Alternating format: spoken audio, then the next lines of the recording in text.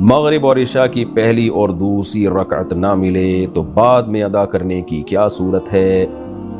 देखें, मगरिब की अगर पहली रकअत ना मिले तो कोई बात नहीं, सलाम इमाम ने फेरा तो आप खड़े हो, सना पढ़ें, आउज़ बिल्लाह बिस्मिल्लाह पढ़ें, सूरह फातिहा पढ़ें, फिर बिस्मिल्लाह पढ़ें, फिर सूरत मिलाएं, फिर रुकू करें, फिर 2 सजदे करके बैठें, अत्तहियात दुआ दुरूद शरीफ पढ़ के सलाम फिर लें। ये तो मगरिब का हो गया। और अगर इशा की आपकी पहली रकअत निकल गई है तो भी यही तरीका है उसमें, तो बहुत आसान है। अच्छा, दूसरी रकअत अगर ना मिले तो क्या करना है? यानी पहली और दूसरी दोनों, सवाल आपका ये है, पहली भी और दूसरी भी।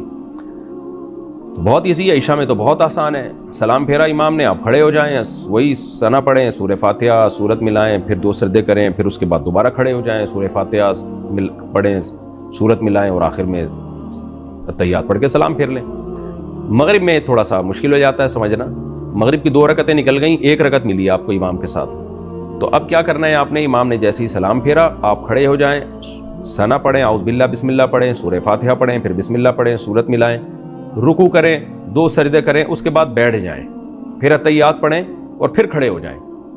उसके बाद फिर बिस्मिल्लाह पढ़ें, सूरह फातिहा पढ़ें, फिर बिस्मिल्लाह पढ़ें, फिर सूरत मिलाएं, फिर रुकू करें, 2 सजदे करें, आखिर में अत्तहियात दुरूद शरीफ दुआ के बाद सलाम फिर लें। यानी एक एक्स्ट्रा आपको कादा करना पड़ेगा। और अगर किसी ने वो एक्स्ट्रा कादा नहीं भी किया तो भी हो जाएगी उसकी नमाज।